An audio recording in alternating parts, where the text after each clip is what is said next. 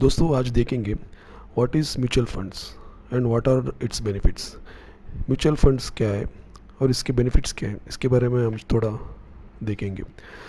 दोस्तों ये asset management company जो सेबी से रजिस्टर्ड रहता है, जो असेट मैनेजमेंट्स कंपनियां अक्सर कुछ फंड्स क्रिएट करता है और एक फ़ंड क्रिएट होने के बाद वो फंड मैनेज करने के लिए एक फ़ंड मैनेजर्स को भी हायर करके रखता है। ये जो फंड मैनेजर्स है, इनका काम जो है, जो क्रिएट किया गया फंड को मैनेज करना, यानी हमारे जैसे लोगों से थोड़े थोड़े जो पैसा कलेक्ट करते हैं, जो वो पैसा इन फंड के ऊपर इन्वेस्ट करवाते हैं और इस फंड को वो लोग ट्रैक करते हैं, एनालाइज करते हैं। अक्सर ये जो फंड मैनेजर्स है, इस फंड्स को जो शेयर्स पे, बॉन्ड्स पे और डिबेंचर्स पे इन्वेस्ट करते हैं।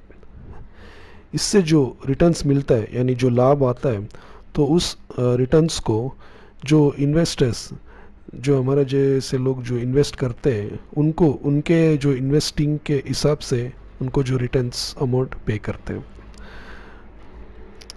और इसमें जो उनको कमीशन भी बहुत कम लेते हैं। जो थोड़ा जो कमीशन रहता है, उसके बाद जो कमीशन निकाल के बाकी जो अमाउंट है वो इन्वेस्टर को दे देते हैं।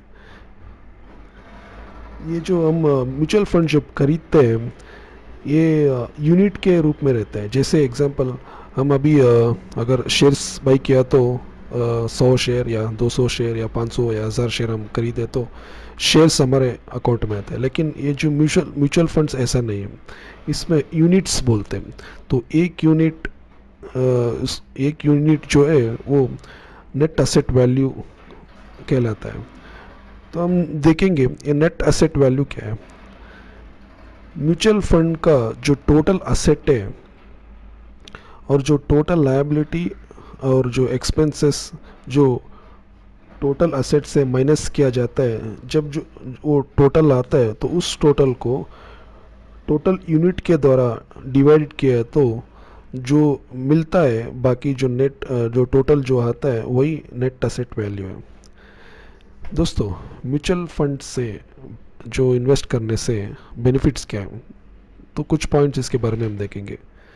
अक्सर म्यूचुअल फंड्स को प्रोफेशनल्स यानी फंड मैनेजर्स इसको हैंडल करते हैं। उनको काफ़ी एक्सपीरियंस रहता है और इस फंड को कैसे ट्रैक करना है, कैसे उसको इंक्रीज़ करना है, कैसे उससे हम रिटर्न्स ले सकते हैं और किस में से, किस असेट से हम उसको इन्वेस्ट कर सकते हैं, ये सब विषय के बारे में ज़्यादा एक्सपीरियंस रहता है और ज़्यादा नॉलेज रहता है। तो ऐसे लोगों को इसको जो फंड को मैनेज करने के लिए फंड मैनेजर्स को हायर करके रखते हैं। इसमें अगर आप देखेंगे तो आप बैंक में जो एफडी या फिर आरडी रहता है, उसको आप कंपेयर किया तो म्यूचुअल फंड्स में रिटर्न्स ज़्यादा है। और बेनिफिट्स इसमें देखे गया तो इन्वेस्टमेंट डाइवर्सिफिकेशन है।